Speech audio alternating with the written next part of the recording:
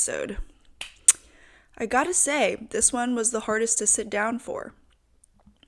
And all things take discipline, and it's been an interesting thing to think about, because I'm just diving right in today, guys. Let's just make this a little bit more rambly so there's less pressure on making sure I'm hitting all the bullet points of things that I want to say. But oh boy, yeah, everything takes work, everything takes discipline. Some things are easier to just start and get done than others. And I think it's an interesting thought experiment to also think about when you're really tired and when you really don't want to do something, based on how much you love doing that work, it could really motivate you to push beyond that tiredness. And so, I don't know, it's just interesting thinking about recording this podcast today because, out of all of my hobbies and things that I like to do, I feel like I do love talking, and I do genuinely love sitting here and just speaking my thoughts about specific topics. And so there's not too much of a hurdle to get over, at least for me. I think the hurdle on other things that might come easier to other people, it might be harder for me to do those things, but specifically for sitting down and talking, it's not too bad. Yet today, being so tired and feeling like I'm in a rut, it's no matter what words of encouragement I give myself and motivation, it's I still can't get there. So I kind of just have to take a leap and sit my butt down and start talking. But then it just goes to show, if even this type of work, which is not even work to me, honestly, guys, this is my favorite thing to do. But if even my favorite thing to do is so hard for me to do, just imagine other things that, would require even more discipline. So I don't know, it just makes me think about this concept of work. And yeah, that's just a surface level. We're brushing along the surface of what work means and how it fulfills us and, discipline. And I think recently, both David's good at this. He tells me this a lot, and I think I've heard it in other places, and I'm trying to get myself to do this more too, is just what is it? Do before you think sometimes. Just do the action even if you don't feel like it. And then once you start doing it, you'll find the reasons and you'll realize why you enjoy doing it and why it's beneficial, why it's fruitful. And so, yeah, so I'm getting better at that. I just stop thinking, stop getting in my head about it, and just start doing. But because of that, I feel a little bit less prepared for today's episode. But maybe that'll make it a better episode. Who knows? I'm also taking a leap of faith. I say this every episode, but I'm just nervous that I'm not recording. But that's not for you guys to worry about. That's my own problem. All right, let's start with, I guess we're doing this now, what I'm wearing, what I'm drinking. So what I'm wearing, this basic tee from one of my favorite stores, Uniqlo. I truly had never gotten anything from there before living in New York. I sound like a broken record. Tally every time I say when I was living in New York, or I started eating this or buying this or doing this when I was living in New York. But yeah, New York has I think a flagship Uniqlo store. It's 3 floors. Somebody correct me on that. But yeah, so it's with New York, it's if you have a flagship store, Fifth Ave has which is where we live near there, work near there. So Abercrombie, Aritzia, Uniqlo, these are stores that will probably have your size in every color. And so it's just really a great shopping experience. And anyways, Uniqlo specifically, I think last summer I really wanted to get a capsule wardrobe, especially with traveling and also just work attire. This just, once you're an adult, when you're just I don't even if I love fashion and I love choosing what to wear, it's like it is just so tiring every day. So you just want to like mix and match, but you want to still look elegant and chic. And especially in the summer where it's like hot outside and you don't want to be like getting to work and sweating. And if you're traveling and you want to look chic and elegant, but like, yeah, you don't want pit stains and you want to feel like not constricted, like you want it to be your blood is flowing and your pores have room to air out. So it's just like, anyways, Uniqlo is a great like bang for your buck, like really great material quality. I got the same tee in like 4 different colors, got some skirts to go with it, like linen pants. Like that's just the ideal summer wardrobe in your 20s at least. Maybe it'll last into my 30s, but yeah, so this is the gray tea. Today I'm doing a pretty basic beverage. I'm doing this lemon sparkling water. This one's really good. I hope I don't burp too much by drinking a bubbly during this talking episode, but I think having a beverage helps get me through these episodes, like the longer talking ones. I mean, also when I work, like I think it helps me focus and lock in no matter what type of work I'm doing if I do have a beverage.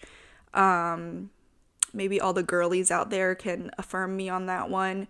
But like, why is that? What is that psychology? Like, I feel like this is very new, like recent. And it's not just coffee, right? So it doesn't necessarily have to do with the caffeine. Is it just something to look forward to? Something to be excited about? Something to feel like you're in control of it, like you've filled up your beverage, and even if your work throws random stuff at you, at least you have that comfort beverage. Is it that, like, to make you feel like you're in your comfort zone? I don't know, but okay, those are my initial thoughts of the day. I want to get into some of my favorites. I think each episode I'll probably talk about some of my favorites. It could be one favorite, it could be 5 favorites. I just want to let you guys know, like, what I've been thinking about, what I've been doing. And they're usually just little and lighthearted, and today they're actually all about food. Again, I have my laptop in front of me, so please don't be distracted if you keep seeing me look down. That's where I'm looking. I mean, to fill you in a little bit more too, like, the sun's kind of starting to go down. It's a little bit later in the day, but it's super warm outside. It's like mid-70s. It's just perfect weather. Like, I think my ideal weather is like high 60s into mid-70s. I do like a high 60s. Most people might disagree with me on that, but I like a little bit of a crisp morning, maybe. Like you could have a light sweater on or something like that. There's someone grilling outside. Oh, that has to do with one of my favorites. Some people are tanning. Great. I love my view. I love being able to look out the window and not be looking into a mirror or a wall. Like, this gives me things to look at. There's greenery, there's sunlight. Like, I feel energetic. Okay. Some of my favorites. As you can tell, I'm a little bit all over the place.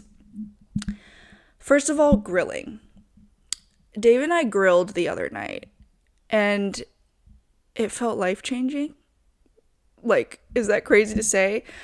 I'm trying to think if I've grilled before in the past. Maybe sporadically, but like our community has these newer, really nice grills, and not a ton of people are out there. I mean, yet. It's still early in the summer. It's not even the summer yet. But we bought some steaks. We bought a watermelon. We like made potatoes on the grill, like in the foil. I made a salad. We brought some beverages down. It was, and the sun just set so late, like so close to 9 now. Like we'll be out there at like 8:30, and like the other day we were driving, it was like 8:40, and it was like, I don't feel like it's midnight yet. Like I feel like I still have a whole night ahead of me. So that's super fun about summer. I love that. But the grilling was just so much fun, right? Like you just kind of like get to talk, like you're doing little dances. There's so much like room, and it's outside, so like you're not setting off your smoke alarm, your fire alarm. And easy cleanup, like as long as you just clean up outside and you get back to your apartment and all you have to do is like put the dishes back in the dishwasher. But there's not like, the whole island is like filled with raw meat stuff or whatever. But it does take a little bit of teamwork and prep to like make a little checklist of all the things you need to bring down there, like tongs and utensils and plates and knives and all the things. So, and paper towels. Like you'll need a roll of paper towels. Don't just bring napkins, because you want to like clean the surfaces before and after you. Though it is outside, so it doesn't have to be pristine, but clean up after yourself. Next favorite. Ooh, oysters and fish and chips. So, on the same day that I went with my friends to Longwood Gardens in Pennsylvania, on our way home, we stopped through Philly, and I'm going to shout out a restaurant. Maybe people will have heard of it. It'd be so cool if someone who worked at the restaurant eventually saw this. I really am not banking on that, but I'm plugging them and hopefully they thank me. But it's called Pearl and Mary, I think. Yeah, Pearl and Mary, and it's in Philly, and it's an oyster bar. They have happy hour. Like, we had to wait. I won't talk about the waiting situation. We didn't plan it out very well just because it was last minute. I won't blame that on them. I'll blame that on us. But also, given the situation, I feel like they could have handled it better. Anyways, long story short, we did have to wait a long time. We did miss happy hour, but that's totally all right. It was so worth it. We didn't actually know if it would be worth it, but it ended up really being worth it. So, like, oysters, you could choose, like, a la carte. I mean, they had, like, seafood tower and stuff like that, but we kind of each got our own thing. I think that was, like, my first oysters of the year, or of the season, and they were so good. So good. Like, I think some people are like, do I like oysters just because of the accoutrements, like the cocktail sauce and the horseradish and the vinegar? But I think it's like, I do like oysters themselves too. Like I do need a little spice, a little kick, but like the oysters themselves, like a fresh oyster, so refreshing, so yummy, so summer coated. And then fish and chips. So I've never been to the UK. Yeah, never been to London. So I don't know what a proper fish and chips is supposed to be like. However, I've had many fish and chips in my life because I just like seafood in general. So if a restaurant does have fish and chips on its menu and it's like on the East Coast or the West Coast or somewhere by the water, and I have some bit of guarantee that it's probably going to be good because it's by the water, I will tend to order the fish and chips if they have it.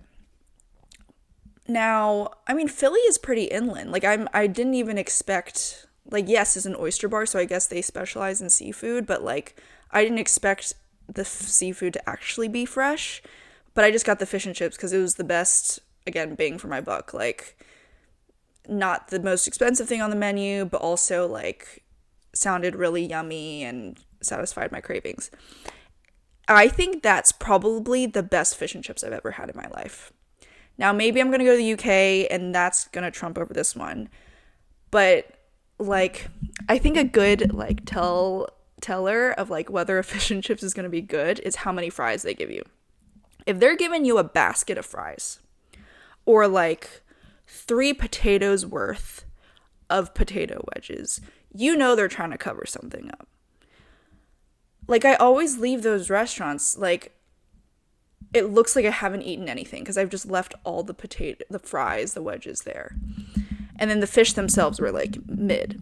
But this restaurant, like, the fish was the main character. It was, like, 2 or 3, I don't remember, like, huge pieces of fish that was so flaky. Like, it didn't feel like a chicken nugget, that's like breaded and you just like have to break it and it's not uniform when it breaks. Like, when you broke the breaded fish with the fork, it just like smoothly slid off. It's like the breading wasn't even there. It's like if you were eating salmon and like there was no breading at all. That's how like flaky and rich and like, yeah, it was so good. And they gave like 4 wedges of potatoes or fries, and even the fries were good. And that was under the fish. and it like you couldn't even see the potatoes, right? It probably made up half a potato. Anyways, all signs pointed towards this is going to be good fish and chips, and the conclusion was it was the best fish and chips I had ever had.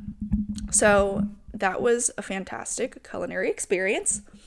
And then my third favorite that also has to do with food is a drink, and it's Haiti.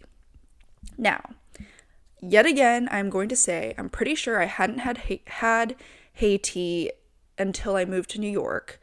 Maybe Haiti started in Asia and it like didn't actually make it across to the States until more recently. I don't know about the history. Someone else can correct me on it. But New York does have a bunch of Haiti, but other than New York, like I haven't seen Haitis anywhere else. And then someone told me that a Haiti opened up in Edison, New Jersey, which does have a lot of Asian food, like very authentic Asian food in New Jersey. And it's like 30 minutes away from Princeton. And so my favorite thing to get at Haiti is, I think it's called the mango coconut boom or something. Now, I love coconut flavored things. I also love like sago. Now, that's like a Asian dessert term, but like coconut sago. It's like a pudding with like teeny tiny, it's not boba, but they're like little pearls, clear pearls in the coconut pudding. That was one of my favorite desserts, I guess, whenever I did visit China growing up. Like, yeah, loved that stuff. And then that mango drink at Haiti, they have like, it's like part mango slushy. They have actual mango chunks in there. They have the coconut sago in there and probably some other stuff. And you mix it all together and it's so good. So I don't go to Edison often, but in the past couple months, I did have 2 opportunities to go up there, and I did get the same drink. Do you guys like to adventure and try different things? Because like sometimes when I go with friends and try different like cafes and restaurants, like we try to like branch out and share each other's stuff and like as like a adventurous thing. But like when I'm on my own, I'm like, I know what I want. I know how satisfied I'm going to be when I have that thing, and I'm just going to get it. Like, I don't really go out of my comfort zone. Is that bad? I don't know. Anyways, those are my 3 food-related favorites this week. All right, let's get into the nitty-gritty. The topic today is about life after graduating Princeton.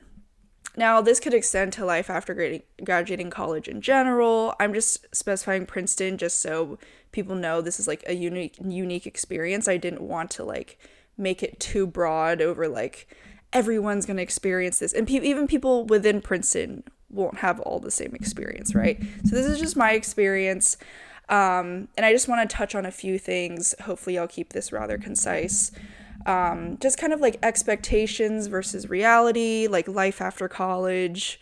And I just want to touch on some points like relating to career and friends and community and just kind of like what you expect life to be like as an adult and then what kind of gets thrown out the window, you know. So let's start with career. So I'll just give some context, like at Princeton, when I came into Princeton, so I knew like in high school and just like growing up that I enjoyed math and I enjoyed the sciences. And obviously, as you know, I also did ballet and a bunch of the arts and I loved writing as well. So I kind of like liked everything, but I just thought that like perhaps I stood out more in the math and sciences. So when I applied to Princeton, that's what I was doing. Like I did a lot of math classes, I did physics.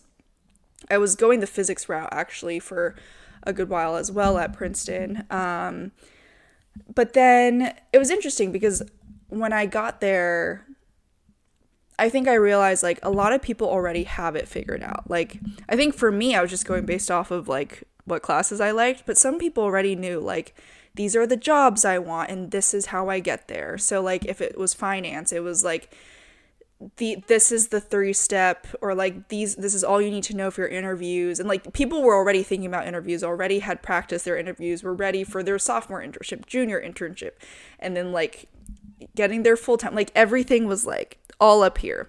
And then and some for some people it was grad school, right? They're like, I know I want to get my bachelor's now, and then I'm going to go get my PhD, and then I'm going to go into academia, and I want to do research on this specific thing. So I came into Princeton being like surrounded by a lot of people who seemed to be very sure about how their life, what their life trajectory, what they wanted it to be. And I wasn't necessarily like freaked out about it. But I just think I was just kind of like trying to grasp for like, okay, what is my path? Like, but I think because I am naturally a planner, like once I saw that other people had their lives together, or seemed to have their lives together, I quickly like got on board. I was like, okay, I need to start doing process of elimination. I need to start thinking about what I'm good at and what I'm bad at and what I'm succeeding at and what I'm failing at. It was kind of chaotic, but I'd say like, yeah, it's just interesting that a lot of college is just preparing you to go on to like one train track after college. And I mean, everyone has their own path, but like after connecting with a lot of my college friends after graduating, it very rarely is that straight trajectory. And I wrote down like the path is never as straightforward as you think it will be. So like one of the biggest like expectations versus reality discrepancies career wise is like it seems so easy. It seems like I'm just going to excel in school, and then I'm going to get that great job, and then I'm just going to rise the ranks at my job, and then maybe like bounce around different companies so I can get my pay raises accordingly. And it seems all figured out in your mind, but then it's just never as straightforward as you think it's going to be.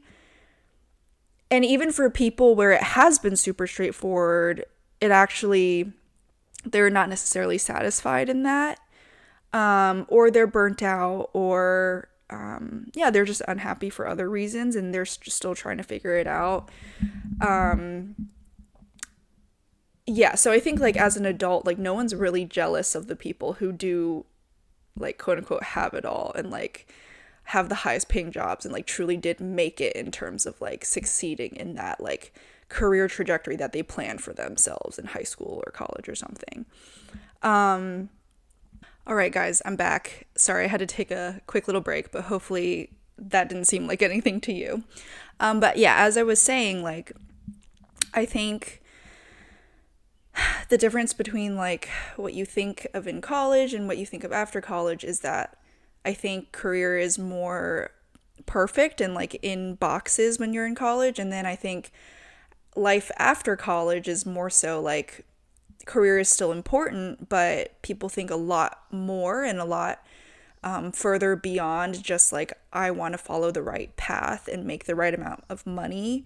I think people start to care a lot more about their personal life and how like satisfied they really are. And so I think career is still a huge piece, but it's definitely very different than I thought it was going to be.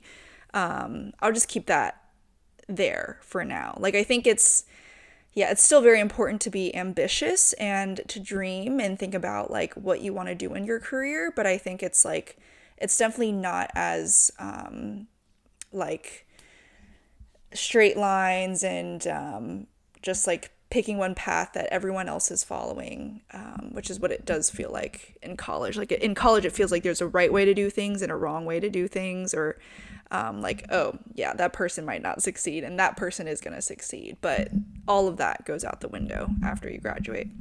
Hopefully that made some sense. Two is friends. So I think like, how is,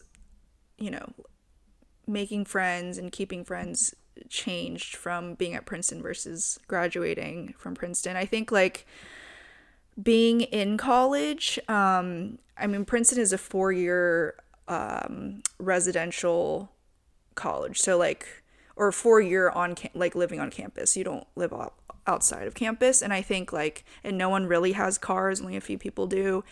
And I think that like that just means you're just like constantly surrounded by people and meeting new people. I really love that part about Princeton, honestly. And it doesn't feel too suffocating. Like I really, really enjoyed that part. I made so many friends.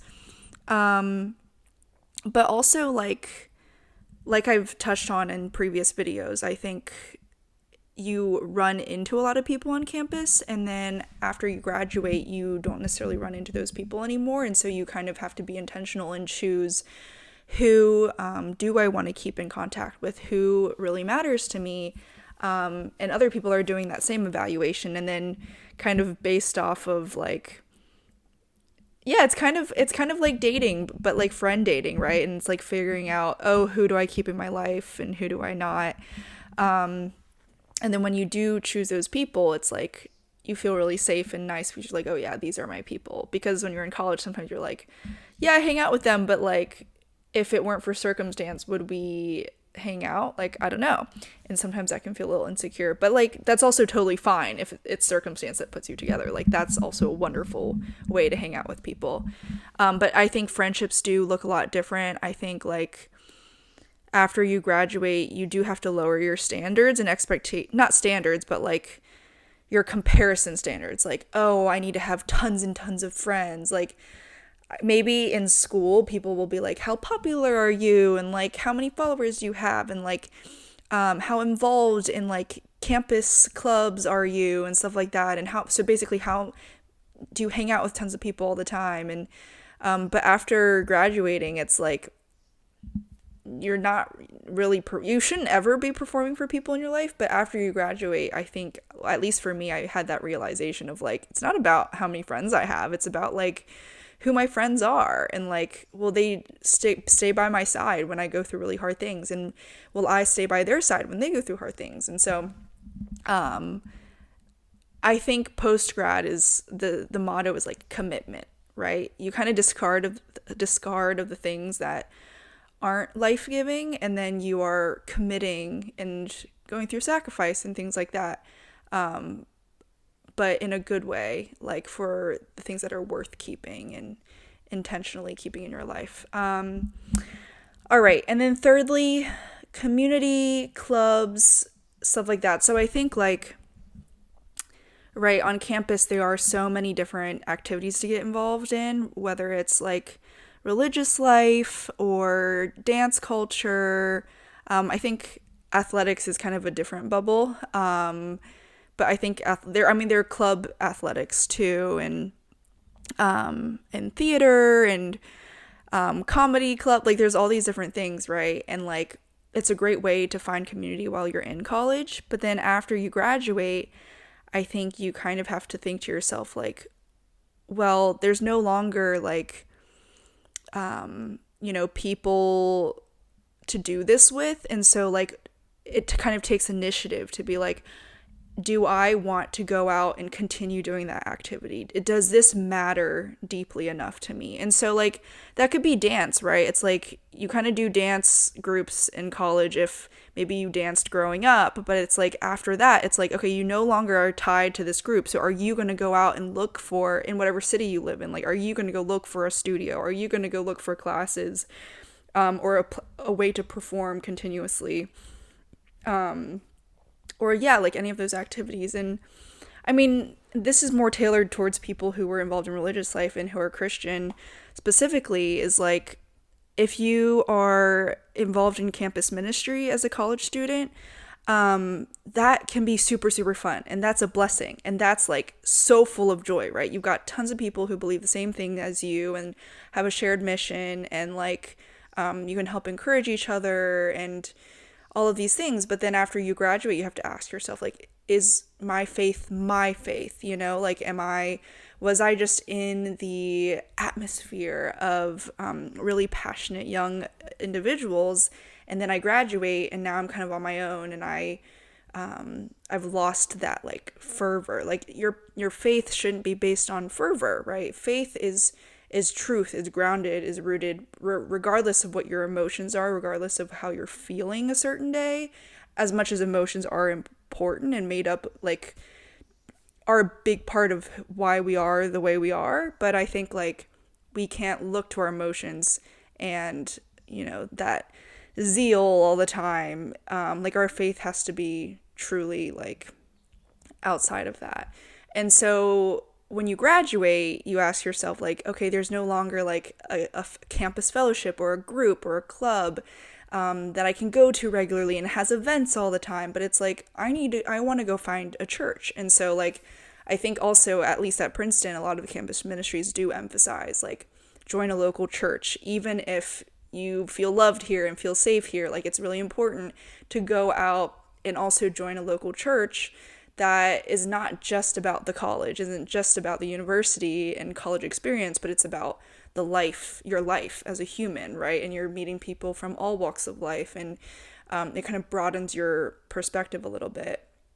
And so if you're involved in a local church in college, then as you graduate, you can continue to go seek those local churches, and you're not like, oh, where did my like college friend group that's also a campus ministry, where did that go, So I'm just using that as an example. I know faith and like other activities are really different, but because I was very involved in campus ministries in college, Christian ones, that's kind of my experience.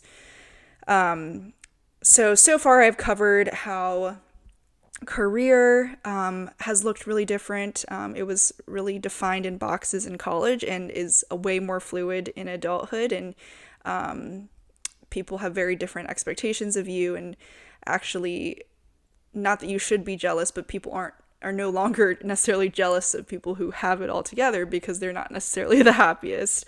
Though people, don't get me wrong, people in those 9-to-5s or in those really rigorous finance jobs, they could be finding their fulfillment out of that. So I think you should never judge other people for what they're doing. I'm just saying it's a lot more fluid. And then the second point I made was about friendships and how that changes and being intentional about your community. And thirdly, it was about, clinging on to what's important to you and having that flow from like how you want to use your time, and not just kind of giving up because, you no longer have those college clubs and groups that were kind of like giving you momentum to do the activity that you love. So I also want to talk a little bit about like, I think becoming an adult, a lot of people struggle post-grad. Why do they struggle post-grad? Obviously, things are less defined. You suddenly have to ask yourself, who am I living for? What am I living for? I no longer have classes to try to ace, at least. At Princeton, it was very hard to ace a class. At least for me.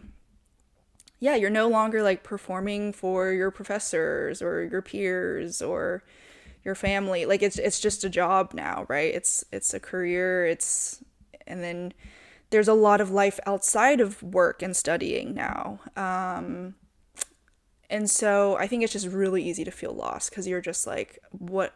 I could do anything and no one's watching me anymore and like analyzing my grades, and I'm just out here. So it can feel like really scary.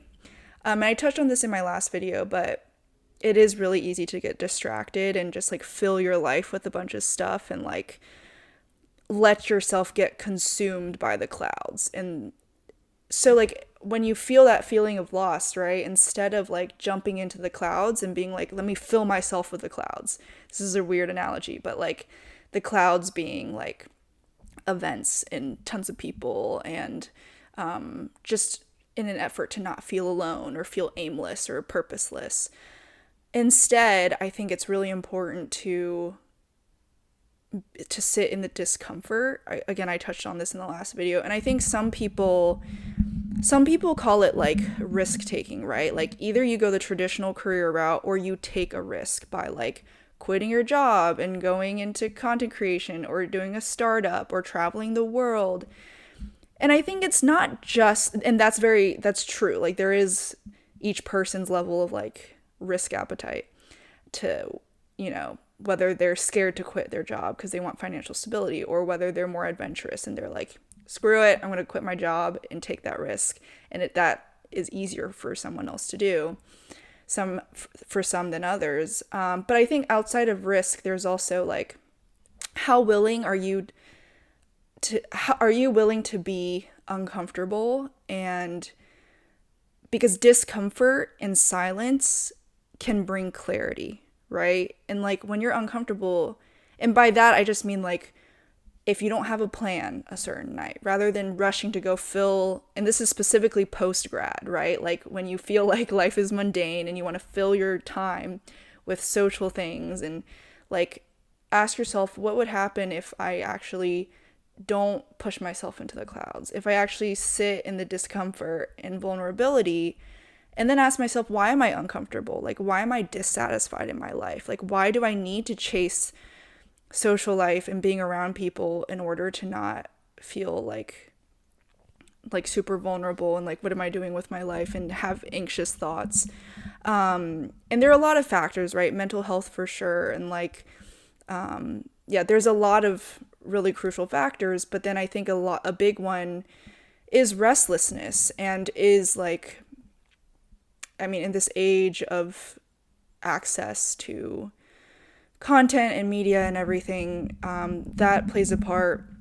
But then also, I think like this gets deep, but asking yourself, like, what is my purpose, right? And like, if you're just in the merry-go-round of life,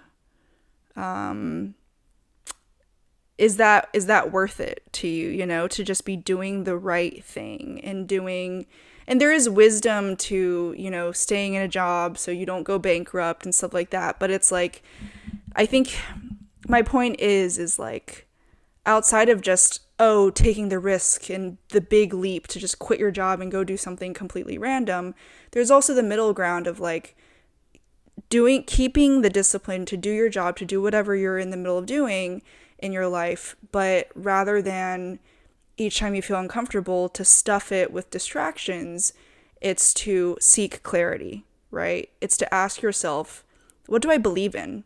What am I living for? Who am I living for? Do I have faith in a God? Like, what do I have some sort of belief that like there's a plan? And what do I think of myself? And there's just a lot of these core questions that I can get into in later videos, but I think like this is part of the messiness of adult life, right? And I think as society goes on, I think people, because of the distractions in the media, it becomes easier and easier to like delay asking these questions. And then like big things will happen in your life, whether it's a death, a loss, a illness, major illness, life-altering events that then suddenly change your perspective. It's like a zoop, and you're like, shoot, what have I been doing with my life? Like, why does this matter? And why do we wait until that moment, And I think like maybe in history or in the past, before the time of a ton of entertainment, like people really did have to wrestle with more existential questions because what they did mattered, and they couldn't fill their mind with distractions if they were dissatisfied in their life. So yeah, I just wanted to mention that in terms of like graduating from college can feel like you're getting really, really lost, but know that you're going to be okay. Wrestle with the hard questions. And I think the more you push yourself into just lots of social events and trying not to feel alone and trying to just distract yourself and entertainment and all these things, I think that will send you in the other direction, where many years later you'll look back and be like, what did I do with my life? Like those years just kind of went by. And especially your 20s, like this is a time where, yeah, there's a lot of defining moments, and so don't waste those away, I guess. Okay, some more rapid fire questions, because this is getting long. Things that I miss about college. I miss the late nights. I miss hanging out with my roommates. I miss spontaneity. I feel like a lot of my friends like would do surprises on each other, or just be like, okay, we're going here, we're going there. A lot of fun events on campus. Like there was like if I go back to my Google Calendar from that time, I was booked. Like there's always something to do, but it was also so fun. Yeah. And then senior spring was super fun. Like, whenever I think about my favorite time in college, I mean, there's so many good times in college, even though COVID was in the middle of it. But I think senior spring was just so much fun because, like, I had a lighter senior spring. There were so many events. We were all back, we were on campus, no masks, so many festivities, like, friends that I've made, like, friends I had met freshman year all the way through senior year. You're just like all celebrating together, and it's just so much fun, so many good memories. Anything I'm glad to leave behind in college.